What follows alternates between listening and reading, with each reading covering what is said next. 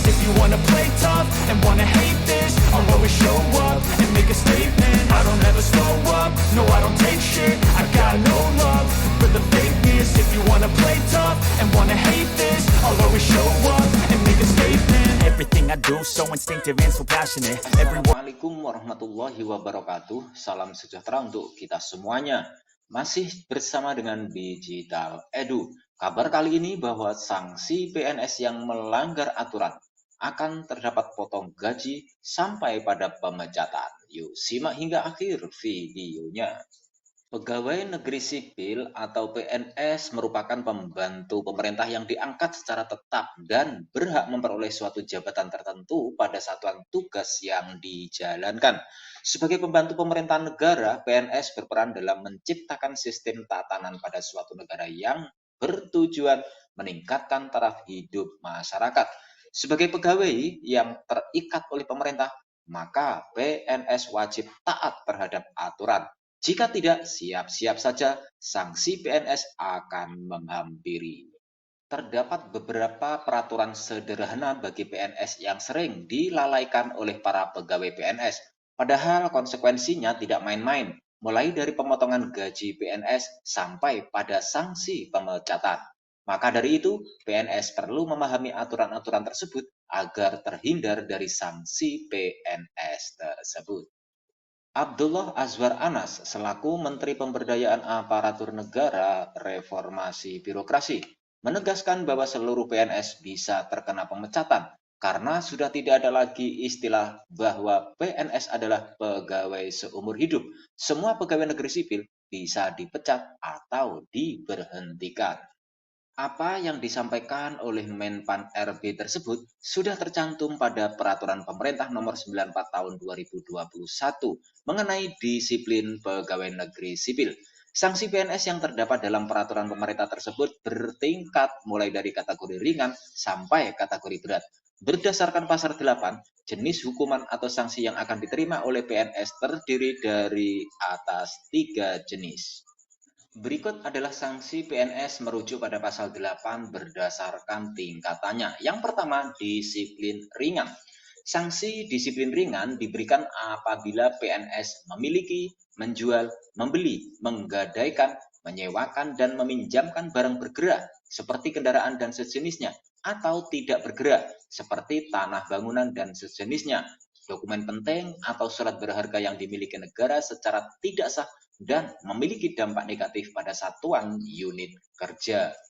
Selain perihal tadi, jika PNS bertindak sewenang-wenang terhadap staf atau bawahannya berusaha menghalangi berjalannya tugas kedinasan, sanksi yang akan diterima berupa teguran lisan, teguran tertulis, atau pernyataan ketidakpuasan secara tertulis. Jenis sanksi yang kedua adalah disiplin sedang. Sanksi disiplin sedang diberikan apabila PNS memiliki, menjual, membeli, menggadaikan, menyewakan, atau meminjamkan barang bergerak seperti kendaraan dan sejenisnya, atau barang tidak bergerak seperti tanah bangunan dan sejenisnya. Juga dokumen penting atau surat berharga yang dimiliki negara secara tidak sah pada instansi atau lembaga yang bersangkutan.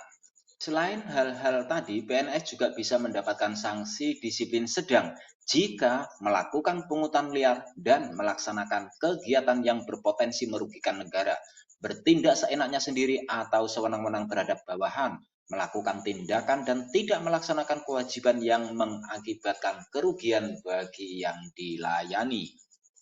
Kemudian juga menghalang-halangi terlaksananya tugas kedinasan, memberikan dukungan kepada calon presiden, calon kepala daerah atau wakil kepala daerah, calon anggota DPR, DPD, serta DPRD dengan turut serta menjadi peserta kampanye dengan mengenakan atribut atau pakaian PNS.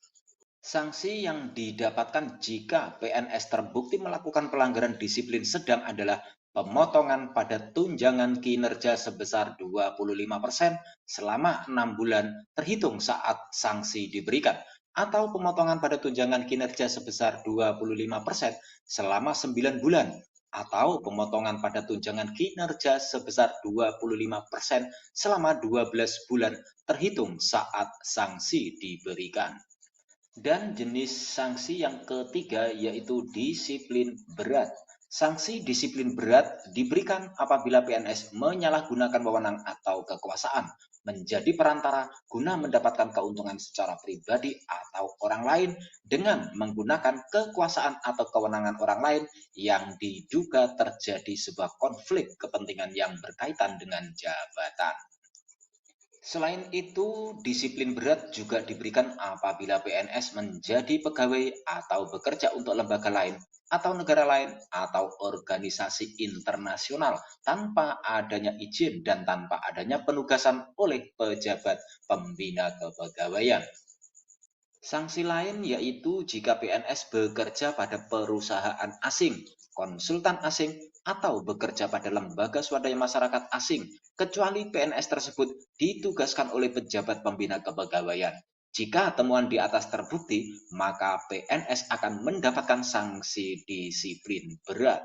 Tindakan pelanggaran PNS dalam tingkatan disiplin berat selanjutnya adalah PNS melakukan pungutan liar sehingga berdampak negatif pada negara dan pemerintah, menerima hadiah atau gratifikasi yang ada kaitannya dengan jabatan dan pekerjaan, meminta atau memperoleh sesuatu yang berkaitan dengan jabatan. Selanjutnya, pelanggaran disiplin berat lainnya jika pegawai negeri sipil terbukti memberikan dukungan kepada calon presiden atau calon wakil presiden, calon kepala daerah, atau juga calon wakil kepala daerah. Kemudian juga memberikan dukungan kepada calon anggota DPR, calon anggota DPD, atau calon anggota DPRD dengan menjadi peserta dalam kampanye para calon dan mengerahkan PNS lainnya. Lalu PNS juga berperan sebagai peserta dalam kampanye dengan mengenakan fasilitas negara, membuat keputusan atau tindakan yang dapat menguntungkan atau bahkan merugikan salah satu pasangan calon sebelum masa kampanye, selama masa kampanye, dan sesudah masa kampanye.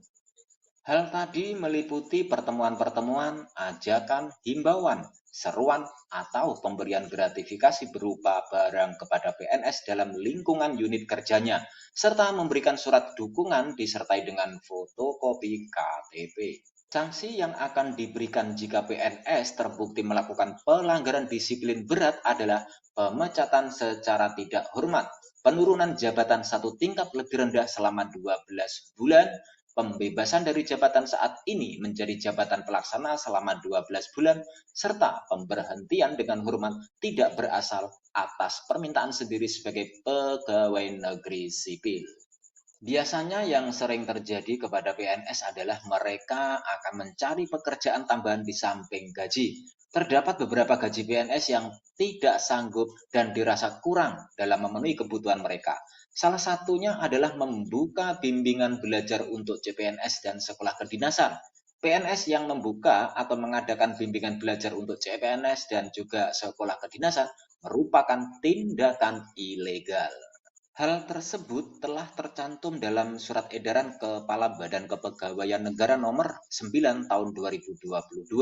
Jika kita cermati, aturan tersebut ternyata saling berkaitan Peraturan Pemerintah Nomor 94 Tahun 2021. Pada Surat Edaran Kepala BKN Nomor 9 Tahun 2022 telah dijelaskan jika pimpinan dan pegawai instansi harus menjaga prinsip akuntabilitas dan transparansi dalam proses penyelenggaraan seleksi CASN atau penyelenggaraan sekolah kedinasan. Sedangkan peraturan BKN nomor 6 tahun 2022 menjelaskan mengenai sanksi. PNS yang terbukti membuka bimbingan belajar bagi CASN dan sekolah kedinasan tersebut akan mendapatkan sanksi mulai dari jenis yang sedang hingga sanksi berat. Jika terdapat PNS yang melanggar aturan tersebut, masyarakat dapat bekerja sama dengan melaporkan PNS yang bersangkutan. Nah, dalam hal pelaporan ini, ada dua jenis pelaporan yang bisa dilakukan oleh masyarakat. Yang pertama, pelaporan langsung dengan mengirimkan laporan secara tertulis.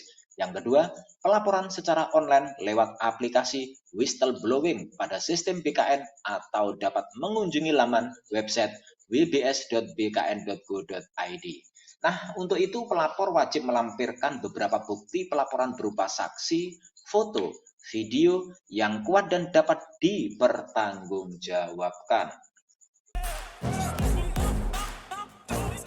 Demikian kabar hari ini, semoga bermanfaat. Terima kasih sudah menonton Digital Edu. Jangan lupa like, subscribe, dan nyalakan lonceng notifikasi agar selalu update info-info terbaru dari Digital Edu. Semoga kita diberi kemudahan dan kelancaran dalam segala urusan, diberi kesehatan, rezeki yang berkah, dan panjang umur. Saya mewakili Digital Edu, mohon maaf bila ada kekurangan. Sampai jumpa pada video selanjutnya. Sekian, wassalamualaikum warahmatullahi wabarakatuh.